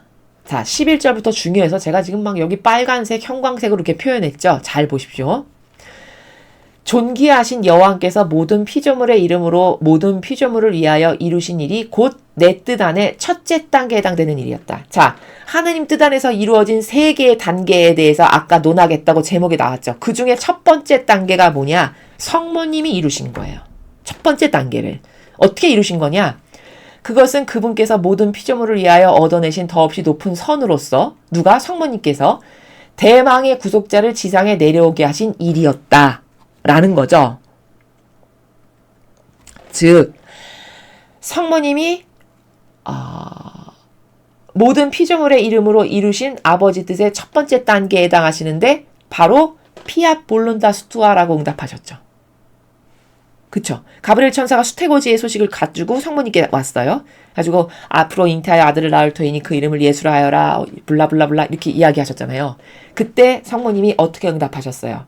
피아 블룬다 스투아라고 말씀하셨어요. 즉 아버지 뜻이 모두 이루어지기를 바랍니다. 저에게 계획하신 아버지 뜻이 모두 이루어지길 바랍니다. 이렇게 말씀하셨죠. 그 첫 번째 피앗을 완성하시고 바라신 분이 성모님이에요. 그 응답 때문에 예수님이 이 지상에 오실 수 있게 된 거잖아요. 그래서 그 첫째 단계에 해당하는 일은 누가 하신 거냐? 성모님이 하신 건데 그 성모님의 올바른 화답으로 인하여 대망의 구속자 예수님이죠. 예수님께서 이 지상에 내려오실 수 있었던 그 일이 첫째 단계다. 아버지 뜻 안에서 이루어진 이런 말씀이에요. 그러니 성모님이 얼마나 위대하십니까? 그쵸. 성모님은 성모님으로부터 우리가 받을 수 있는 은총? 그건 실로 어마어마해요. 성모님은 예수님과 거의 비슷할 만큼 버금갈 만큼 은총을 받으신 분이에요. 아버지께로부터. 또한 성모님이 안 계시잖아요. 그럼 피앗을 완성할 수도 없어요. 왜? 인간으로서 피앗을 완성하신 처음이자 마지막 최초의 인간이기 때문이에요. 예수님의 피앗은 신성이 있으셨기 때문에 신이니까 어떤 이런 생각을 좀 할 수가 있거든요. 여지가. 근데 성모님 우리랑 똑같은 인간이셨잖아요. 근데 그 피앗을 완성하셨잖아요. 그럼 인간인 우리는 뭘 보고 모범을 따라야 더 잘 따를 수 있어요. 그렇죠. 인간이었던 성모님이 어떻게 피앗을 완성하셨는지를 보고 잘 따라가면 피앗을 완성할 수 있게 되죠. 그러니까 성모님의 모범은 진짜 위대하시고 우리에게 절대적으로 필요한 모범이에요. 그 첫째 단계가 바로 성모님이 이루신 거다라고 지금 예수님이 설명하시는 거죠. 이와 같이 모두를 위하여 모두의 이름으로 모두를 대신해서 보상하는 사람은 모두에게 도움이 될 보편적인 선을 얻어낼 수 있다. 성모님이 올바르게 피아 볼룬타스 투아라고 화답하심으로써 예수님이 이 지상에 오심으로 그 예수님을 믿고 갈망했던 사람은 구원받을 수 있는 그 천상의 문이 열렸잖아요. 그게 보편적인 선이지 뭐예요. 모두를 위한. 여기서 말하는 모두는 마귀에게 완전히 하나 되고 동조된 그 사람 빼고 그 영혼, 그 마귀 빼고 하느님을 갈망하고 희망하고 아버지 뜻에 반대되지 않는 사람. 그들의 모두예요. 앞에서 설명했다시피. 그들 모두에게 도움이 될 보편적인 선. 그게 예수님께서 오신 위대한 사건이지 뭡니까? 그래서 구원의 통로가, 문이 열리게 한, 우리가 구원받을 수 있는 기회를 다시 얻어낼 수 있게끔 하신 그 위대한 사건. 그게 첫 번째 단계 성모님께서 이루신 거다라는 거죠. 그래서 어머니의 그 인간적인 행위, 올바르게 반영하셨잖아요. 아버지의 그 제안에. 그 어머니의 인간적인 행위는 예수님을 지상으로 내려오시게 할 수 있는 완벽한 행위였어요. 그렇죠. 그래서 성모님의 이 행위 안에는 하느님의 신성이 구체적으로 내포되어 있어요. 무슨 말이냐? 제가 지난 시간에 설명할 때 사람은 혼자서 아무것도 할 수 없다. 혼자서 하는 건 무정란이다. 이런 말씀 드렸죠. 즉 성모님 안에서 위대한 일이 이루어진 건 하느님의 신성이 오셨고요. 천사를 심부름꾼으로 해서. 그쵸? 앞으로 이룰 계획. 그리고 하느님의 신성이 오신 거고 그 다음에 그 신성에 대해서 성모님이 화답을 완벽하게 똑바로 하셨어요. 피아 볼룬타스 투아라고. 이 성모님의 인성이 화답을 하심으로써 인성과 신성이 만나서 창조가 일어난 게 예수님의 탄생이에요. 맞습니까? 이렇게 퍼펙트한 거예요. 성모님의 그 행위가. 제가 예수님의 인간의 올바른 반향에 의한 인성과 하느님의 신성이 만나면 거기서 무수히 아름다운 창조가 일어난다. 이렇게 말씀드렸잖아요. 그게 유정란이다. 그 인간과 하느님이 만났을 때 다양한 아름다운 창조가 일어날 수 있다. 이렇게 앞 시간에 말씀드렸죠. 그것을 첫 번째로 이뤄내신 분이 성모님이다. 라는 겁니다. 그게 첫째 단계예요. 그 다음 나의 지고한 뜻 안에 이루어진 둘째 단계의 일은 바로 나의 인성이 행한 일이었다. 자, 성모님이 올바르게 화답하심으로써 예수님이 지상에 오실 수 있었던 게 첫 번째 단계고 아버지 뜻 안에서 이루어졌던 두 번째 단계는 이제 예수님이 이 지상에 오셔서 그분의 인성으로 행하신 모든 일들. 그게 두 번째 단계라는 거죠. 나는 만인과 만물을 감싸 안았다. 자, 여기서도 이 지상에 오셔서 예수님이 순환받으시고 고통 가운데 그래서 돌아가시기까지 일련의 모든 과정에서 만인과 만물을 감싸 안으셨다라는 거거든요. 근데 여기서도 이 만인과 만물이 결단코 마귀까지 끌어안았다는 것이 아니에요. 이해를 잘 하셔야 된다고 제가 서두에 말씀드렸죠. 그러면 아니 다 부족한데 그 기준을 어떻게 바로잡을 수 있어? 이런 거예요. 부족한 건 맞아요. 모든 인간은. 부족하지 않아서 구원받을 수 있는 거다.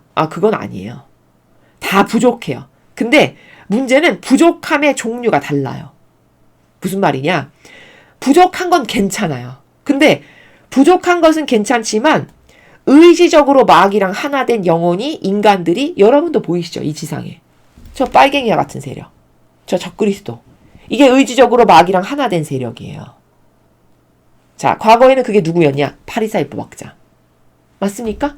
그러니까 바리사이법 학자에게 가서 아무 일도 못 하시잖아요, 예수님이. 차라리 부족한 다리 저는 사람, 중풍병자, 소경, 절름발이 이런 사람한테는 가서 기적도 잘 펼치시고 모든 일을 다 하실 수 있었어요. 그건 뭐예요? 그럼 다 부족한 거잖아요, 똑같이.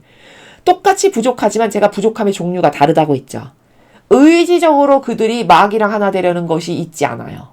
이 다리 저는 사람, 중풍병자, 소경 이런 사람들은. 그냥 부족함이 다 겉으로 드러나고 오히려 순수성이 있었어요.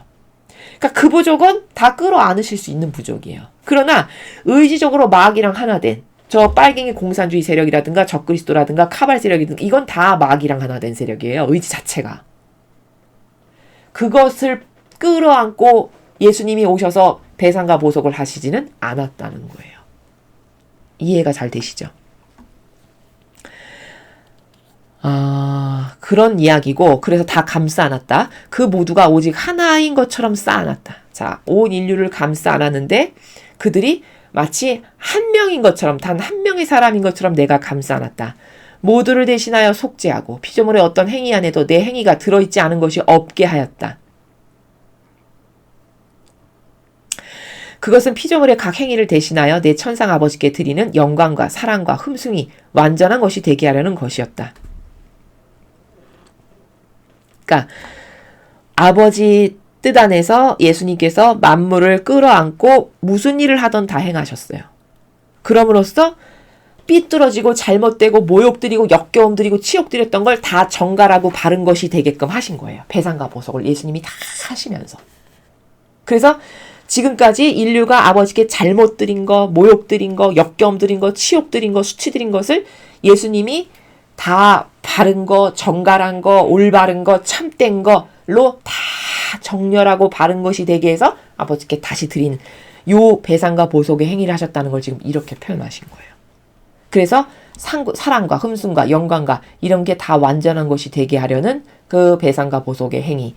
그래서 예수님이 인성이 이 지상에 오셔서 하신 모든 일이 바로 아버지 뜻에서 하신 두 번째 단계 일이다 라는 것이고요.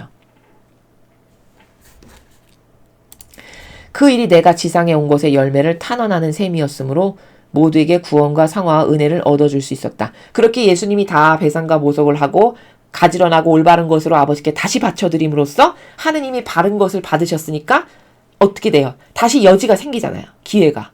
그쵸? 그래서 구원과 상화의 은혜를 얻어줄 수 있었다. 하느님이 다시 기회를 주신 거예요. 올바른 걸 받으셨기 때문에. 그러니 순전히 예수님 덕이죠. 맞죠? 이제 이런 겁니다. 여기 보면 구원은 영원한 생명을 얻는 거죠. 지금까지 우리는 예수님 오시기 이전 시대는 영원한 생명을 다시 회복할 수가 없었어요. 근데 예수님이 오셔서 배상과 보석을 다 하셨기 때문에 다시 우리가 영원한 생명을 얻을 기회가 생긴 거예요. 그게 구원이에요. 그 다음 성화는 거룩할 성에 될 화자거든요. 그러니까 거룩하게 되는 거죠. 다시 말하면 영원한 것으로 다시 되돌려질 수 있는 기회가 생긴 거예요. 얼마나 대단한 겁니까? 그 다음에 은혜를 얻어줄 거. 은혜는 뭔지 다 아시니까요. 자, 그렇게 은혜를 우리들에게 다시 얻어줄 수 있었다. 그럼에도 많은 이들이 구원과 성화를 자기들의 것으로 차지하지 못하는 것은 전적으로 그들의 탓이지 주는 이의 탓이 아니다. 이렇게 말씀하십니다. 자, 내가 이렇게 이 지상에 와서 나의 인성이 아버지께 올바르게 바른 것으로 치욕, 모욕 이런 걸 다 되돌려서 다 바르게 드렸어. 그러니까 너희들도 나랑 함께 살면서 그 하느님께 내가 행한 것과 똑같은 것을 너희도 행하면 너희도 당연히 구원되고 성화와 은혜를 다 받을 수 있는데 너희는 여전히 네 뜻으로 사니까 내가 이렇게 무수히 많은 고생을 했건만 아무 상관이 없는 존재로 너는 여전히 네 뜻으로 사니까 너는 구원도 성화도 은혜도 너하고는 아무 상관없는 것이 되는 것이다. 이런 말입니다. 그래서 그걸 차지하지 못하는 거는 내 잘못이 아니다. 나는 기회를 다 줬어 너희들한테. 천상에 닫힌 문을 영원히 닫힐 수밖에 없었던 문을 다시 활짝 열리게 다 내가 했단 말이야. 근데 너는 그것을 원하지도 갈망하지도 그게 뭔지도 몰라서 관심도 없는 상태로 계속 역겨운 네 뜻을 따르고 사니 차지하지 못하는 건 내 잘못이 아니라 네 잘못이지. 맞습니까? 틀립니까? 맞죠. 이런 나라예요. 그러니까 이런 걸 차지하려면 예수님과 성모님과 정신세계를 함께 활동을 하면서 같이 산다. 그러면 그런 사람은 이런 걸 다 차지할 수 있게 돼요. 그러나 자기 뜻으로 계속 산다? 그런 사람은 예수님이 아무리 많은 희생과 고통과 배상과 보속에 산 희생제물로 사셔서 우리에게 무수히 많은 걸 다 지줄 수 있는 기회가 생겼어도 그 사람하고는 무관한 것이 되는 요게 메커니즘이에요. 그러면 개신교가 깨닫지 못한 건 뭔가요? 그냥 무조건 세례 받았어. 그럼 구원받았네. 알렐루야. 여러분, 물론 세례를 받았다는 거는 안 받는 것보다는 기회의 문이 넓어진 건 맞아요. 그렇죠? 그러나 세례 받은 것이 완성이냐? 절대 아니에요. 결단코. 완성은 예수님과 성모님과 같은 행위를 아버지 뜻 안에서 내가 그분들과 함께 할 때 그게 완성이에요. 그게 피앗의 자녀고. 맞습니까? 그러니까 천상의 나라를 잘 이해하셔야 되는 게 그 나라는요, 차원이 엄청 다양하게 많아요. 그냥 뭉뚱그리 내가 천국 간대 그럼 하나로 생각하시는 분들이 많아요. 천국 간대 그러면 모두가 다 하느님과 함께 사는, 절대 그렇지 않아요. 천상의 나라가 얼마나 넓으냐면요, 거기 갔어도 1000년마다 한 번씩 하느님을 뵙는 영혼들도 있다고 그랬어요. 그러면은 와, 천국에 갔는데 하느님 얼굴은 1000년마다 한 번씩이나 겨우 볼 수 있는 저 변두리에 산다는 얘기예요. 그러나 매일 얼굴을 뵙는 영혼도 당연히 있고, 그게 바로 예수님과 성모님이시죠. 그리고 그렇게 살아갈 수 있는 자녀를 피앗의 자녀라고 부르시는 거고, 지금 시대에 그런 자녀를 뽑는 거예요. 반향을 통해서 그들의 정신세계의 아버지와 예수님과 어머니와 함께 어떻게 정신세계를 행하느냐는 그들의 임계질량을 통해서 뽑는 거죠. 그러니까 천층만층인데 천상 간다 그러면 나도 이제 아버지하고 같이 사는 그 좋은 게 엄청 많고 다 내가 누릴 수 있는 나라, 이렇게 단일성의 하나로 뭉뚱그리 생각하는 그건 인간의 깨닫지 못한 차원에서의 생각에서나 그런 거지 그런 거 아니라는 거죠. 그래서 차지하지 못하는 건 내 잘못이 아니고 네 잘못이란다. 네가 관심도 없고 네가 추구하지도 않고 네가 갈망도 안 해서지. 나는 다 가능성과 기회를 다 열어놨어. 모든 걸 다 네가 다시 회복할 수 있게끔 기회를 줬어. 이런 말씀이죠.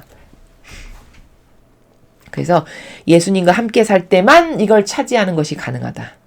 나의 삶은 그러므로 모든 이들을 위한 보편적인 선을 탄원하는 것이었다. 맞죠? 아버지께 속한 모든 영혼들이 다시 되돌려지고 회복될 수 있는 그 보편적인 선을 하느님께 탄원드리는, 강력하게 탄원드리는 역할을 이 지상에 오셔서 하신 거잖아요.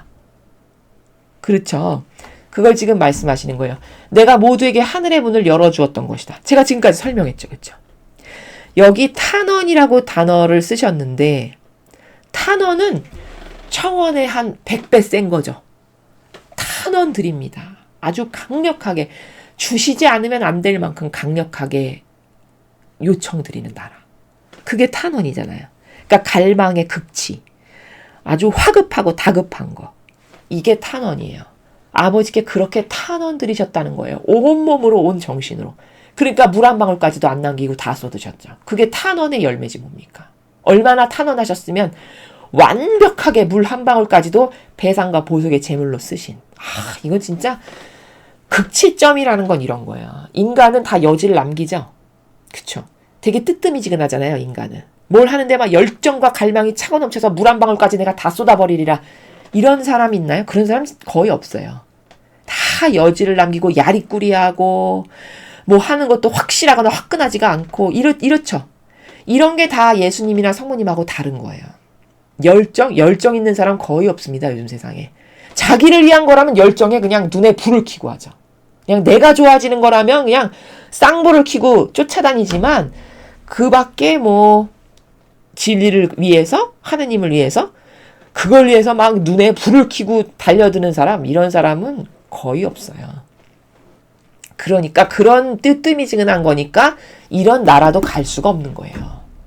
이해되시죠? 그래서 지금 예수님이 두 번째 단계까지 설명하셨죠. 첫째 단계, 성모님이 피앗으로 올바르게 화답하셔서 구원자를 지상에 오시게 했던 위대한 일. 둘째 단계, 예수님이 지상에 오셔서 예수님의 인성으로 구원과 성화와 은혜를 아버지가 주시지 않을 수 없게끔 반영하셔서 모든 것을 위한 배상과 보석 때문에 이제 그 굳건히 닫혔던 구원의 문, 성화의 문을 다시 여실 수 있게끔 이 모든 기회를 마련하신 일. 그 다음에 이제 세 번째를 보죠. 내 뜻 안의 셋째 단계는 너의 행위에 의해 이루어질 것이다. 이렇게 말씀하십니다. 와, 루이사 피카레타죠? 너라는 건. 이런 이유로 내가 너에게 모든 것을 모두를 위해서 하고 모두를 쌓았고 그들의 모든 행위들을 그 하나하나의 이름으로 보상하라고 하는 것이다. 자, 세 번째 단계는 뭐냐면 예수님께서 행하신 것을 내가 행하면, 즉 여기서는 누이사 피카레타예요. 내가 행하면 내 안에, 내 영혼 안에 예수님이 완성하셨던 피앗이 그대로 형성된다는 거예요. 왜? 똑같은 걸 했으니까. 이게 세 번째 단계 완성이에요. 그래서 여기 너가 이제 너의 인성이 내가 2000년 전에 이 지상에 와서 인생으로 행했던 바를 너의 인성이 나의 신성과 만나서 행하게 되면 너 안에도 내가 완성했던 피앗이 그대로 생성되게 된다. 이런 놀라운 메커니즘을 말씀하시는 거죠. 그런 이유로 내가 너에게 모든 것을 위해서 하고, 왜냐하면 예수님도 그렇게 모든 사람을 위해서 했으니까, 또 모두를 쌓았고 온 우주 피조 만물을 다 끌어안고 했으니까, 또 그들의 모든 행위들을 하나하나 이름으로 보상하라고, 예수님이 행했던 그 방법 그대로 너도 해라. 그러면 네 영혼 안에 피앗이 완성된다. 이런 거예요. 놀라운 메커니즘이죠. 너의 이 셋째 단계는 나의 것과 동일해야 하고, 말씀하시죠. 동일해야 한다고. 천상 여왕님의 것과도 하나여야 한다. 첫 번째 피앗에 완성하신 분이 성모님이시니까 성모님 것과도 하나 되어야 돼. 그래야 네가 퍼펙트한 것을 이루게 돼. 이거 두 개 배제하고 너 혼자 한다? 그럼 될 일이 없어. 왜? 무정란이니까. 근데 성모님의 피앗도 나의 피앗도 그 다음에 네가 이 두 분과 함께 너의 행위를 행하게 되면 두 분이 행하신 피앗을 내 안에서도 구현하게 되는 이런 메커니즘이라는 걸 지금 가르쳐 주시는 거예요. 천상 여왕님의 것과도 하나여야 한다는 건 왜냐면 성모님을 통해서 예수님이 오셨어요. 지상에. 그럼 어머니는 위대한 놀라운 피앗의 선구자죠. 그렇죠? 그렇기 때문에 성모님의 속성도 당연히 포함이 돼야 돼요. 피앗을 발하신 최초의 인간이 성모님이셨으니까.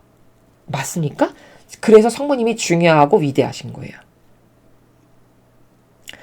그렇게 하면 지고한 피앗의 나라를 얻어내는데 도움이 될 것이다. 왜? 예수님과 성모님이 도와주실 테니까.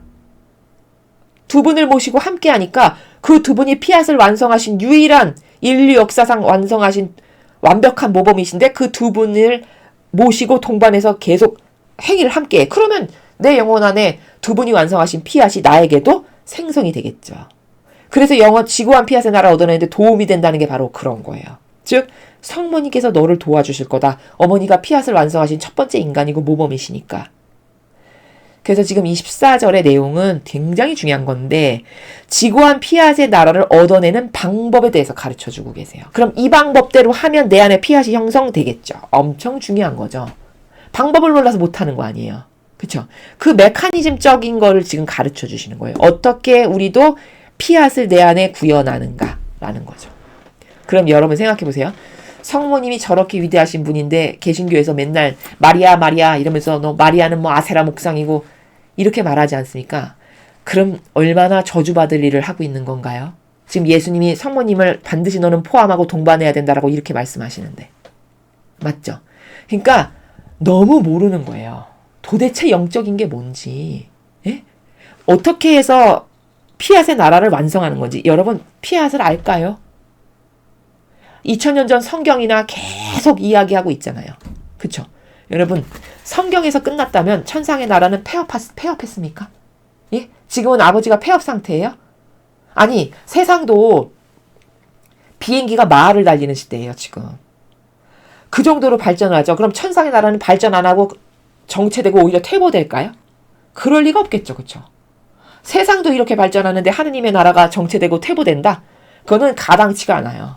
사실 세상이 발전하는 건 하느님의 나라가 엄청나게 발전된 나라이기 때문에 그 영향의 어떤 반영이거든요.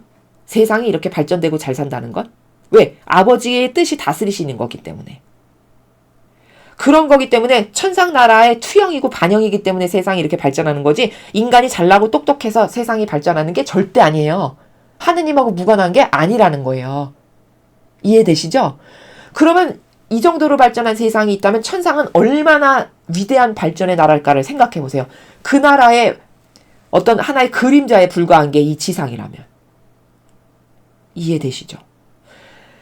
그렇기 때문에 지금 이 책에서 말씀하시는 하느님의 뜻 나라는 만약에 방위 산업으로 따지자면 마하 그것에 한 억만 배 비행기가 있다면 그런 발전된 나라라고 감히 비교해서 말할 수 있어요.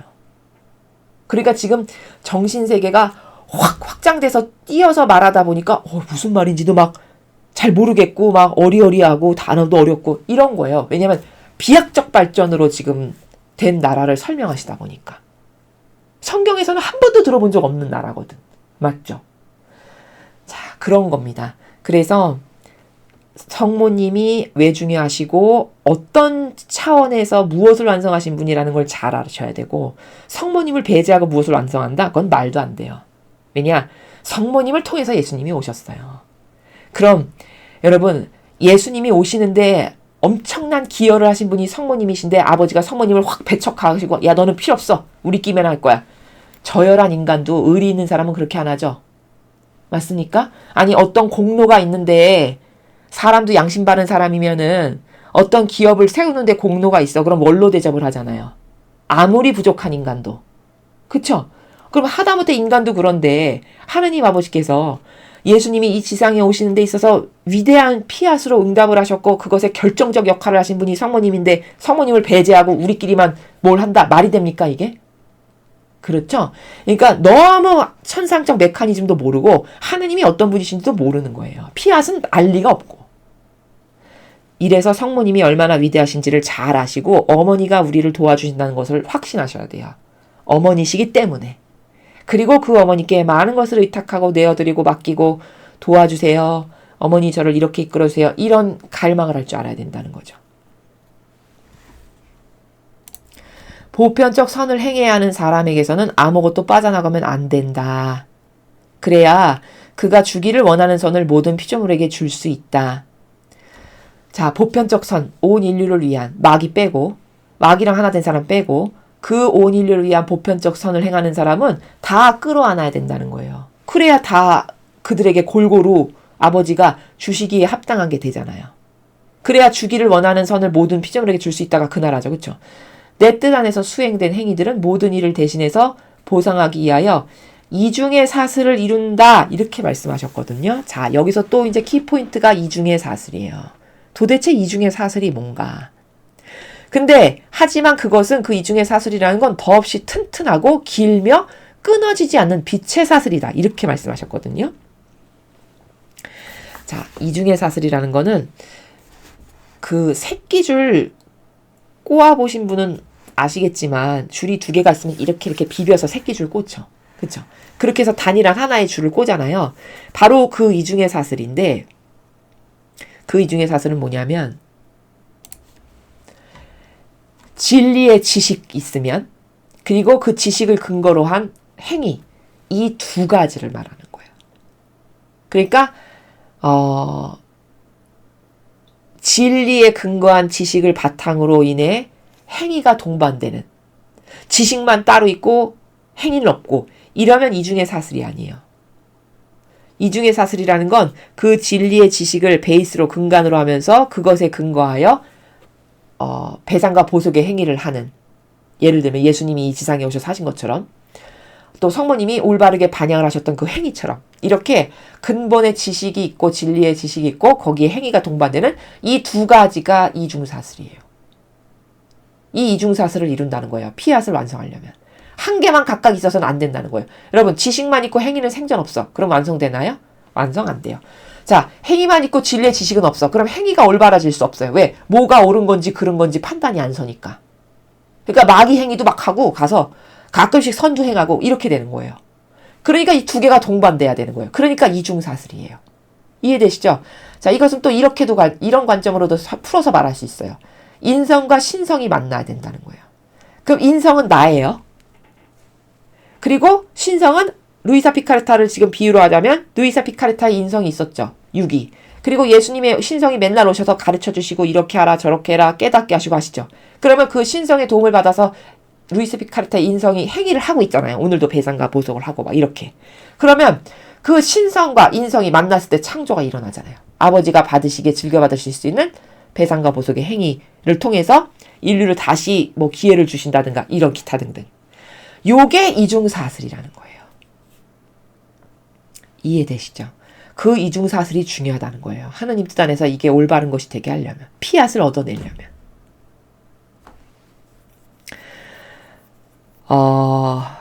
그리고 여기 보면 내 뜻 안에서 수행된 행위들은 이렇게 표현하셨거든요.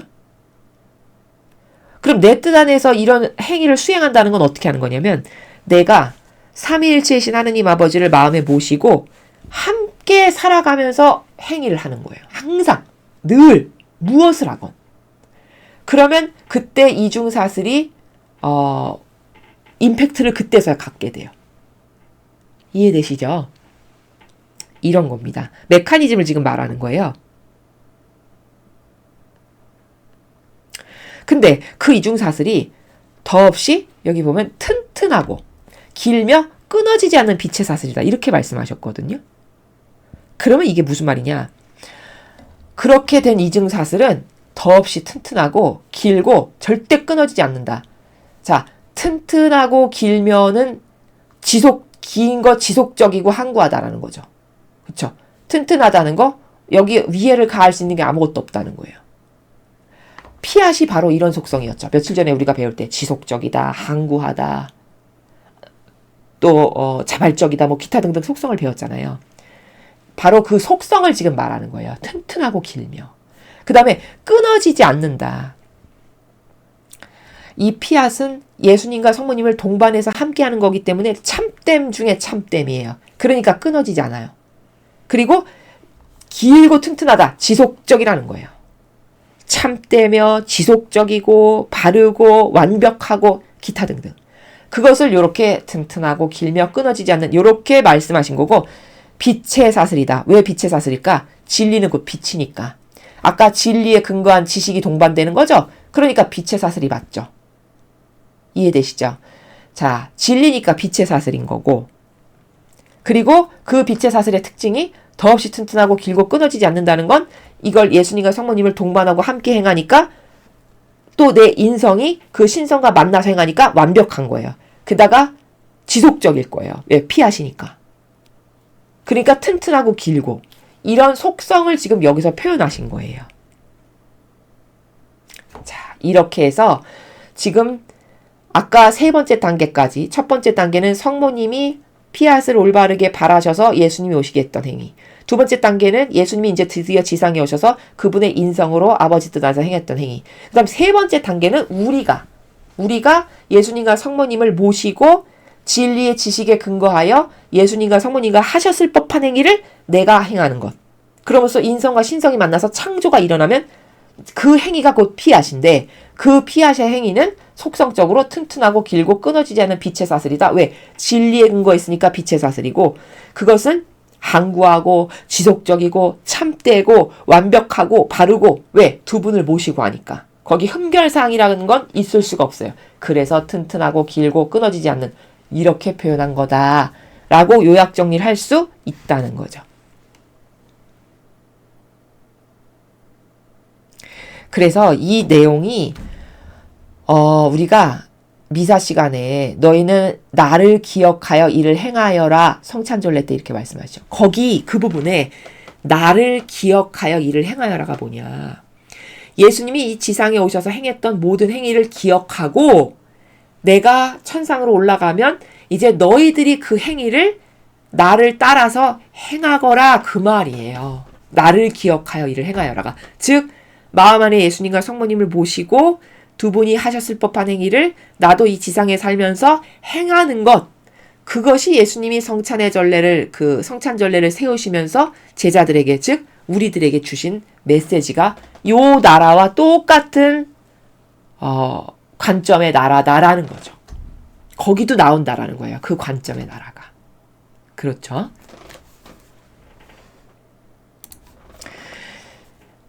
이 빛의 사슬을 끊을 수 있는 자는 없다. 누가 끊을 수 있겠어요? 예수님과 성모님과 함께한 참된 진리, 바른, 퍼펙트한 그 피앗을 누가 끊을 수 있겠습니까? 그렇죠? 아무도 태양 광선보다 더 빛나는 그 사슬을 부술 수 없고 하물며 그 빗살의 길이와 넓이로 다다르고자 하는 곳이 어디든지 그 진로를 막을 수는 더더욱 없다. 피앗이 이렇게 대단한 거예요. 피앗이 가고자 하면 뭐든지 다 이룰 수 있고 다다르지 못할 곳이 아무것도 없고 그것을 남이 갈취하거나 뺏을 수도 없고 그쵸? 세상 것은 다 남이 갈취하거나 뺏을 수 있잖아요. 근데 이것은 내 행위가 동반되는 거기 때문에 다른 사람이 내가 했어요 라고 도둑질도 할 수 없어요. 내 행위가 들어왔기 때문에. 그쵸? 이런 위대성을, 피앗의 위대성을 지금 말씀하시는 거예요. 이 빛의 사슬들이 하느님을 속박하여 보편적인 선들을 주시게 하고 피조물을 속박하여 그것을 받지 않을 수 없게 하는 것이다. 자, 이게 어떤 정신세계냐면 지금 우리가 앞에서 주신 메커니즘을 그대로 받아들여서 내 안에 예수님과 성모님을 모시고 함께 살면서 매 순간 피앗으로서 모든 것을 행해. 두 분과 함께. 그러면 아버지가 감탄하셔서 감동을 하셔서 주시지 않을 수 없는, 그러니까 주시지 않고는 못 배기는 그런 영혼이 된다는 거예요. 내가 갈망하고 청하면. 아까 루이사 피카레타도 부족하지만 예수님 제가 대신 배상과 보석을 이렇게 할 테니까 화를 푸시고 우리 하느님의 뜻의 나라에 대해서 더 이야기하시죠. 이렇게 청하니까 어떻게 됐어요? 예수님이 금방 노기를 가라앉히시고 그의 눈높이에 맞춰서 징벌을 감하시고 다시 아버지 뜻을 전하셨죠. 이게 끌어낸 거죠. 예수님으로부터. 바로 그렇게 된다는 거예요. 아까 그 예시를 여러분이 보신 거예요. 자, 성모님이 성경에 보면 그 가나 혼인잔치 때 아직 때가 이르지 않았는데 잔치에 포도주가 있어야 되는 게 기본인데 다 떨어졌어요. 그러니까 성모님이 대신 청원 드리시죠. 이렇게 잔치에 이렇게 지금 손님들은 계속 오는데 핵심이 술인데 없으니 과방장한테 저분한테 가서 시키는 대로 하시오. 여기다 이렇게 다 물동에다가 물을 담고 이렇게 시키는 대로 하시오 해서 그렇게 말씀을 드렸어요. 그랬더니 예수님이 어떻게 하셨어요? 거절해버리셨어요? 아니에요. 아직 저의 때가 오지 않았습니다. 말씀을 하셨지만 다 그 기적을 일으키셔서 물이 포도주로 변하게끔 하셨어요. 그건 아무나 청해도 그렇게 될까요? 절대 그렇게 안 돼요. 그건 성모님이 청하셨기 때문에 그렇게 가능한 거예요. 근데 그 성모님은 피앗의 완성체 자체란 말이에요. 그러니까 피앗을 완성하신 분이 청원을 드리니까 그 모든 일을 위한 보편적 선이 이루어진 거죠. 그날 잔치에 참석한 바로 이런 거예요. 이해되시죠? 또 성모님이 너무너무 완벽한 아름다운 선, 완덕, 겸손, 온유 모든 것을 다 갖추신 그 분이셨는데 성모님이 어느 날 막 우셨다고 나와요. 그랬더니 하느님 아버지께서 딸아 너 왜 우느냐 이렇게 하니까 성모님이 저는 이렇게 모든 것을 다 누리고 아버지가 많은 선물을 주셔서 감당할 수도 없을 만큼 행복한데 지상에 두고 온 저의 자녀들은 저렇게 마귀밥이 돼서 다 죽게 생겨서 너무너무 가슴이 아픕니다 하면서 막 우셨어요. 그랬더니 아버지가 뭐라고 하셨는지 아세요? 하느님 아버지께서 딸아 울지 마라 울지 마.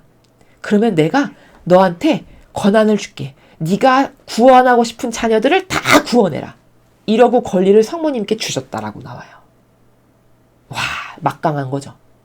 그럼 아무나 그렇게 하느님께 말씀드린다고 해서 그 권한을 주실까요? 절대. 그건 성모님이 청하셨기 때문이에요. 근데 그 성모님은 피앗의 완성체 자체셨어요. 그러니까 그 영혼이 천하하는 바는 뭐든지 다 들어주시기에 합당한 거예요. 왜냐하면 피앗을 완성하신 분이니까.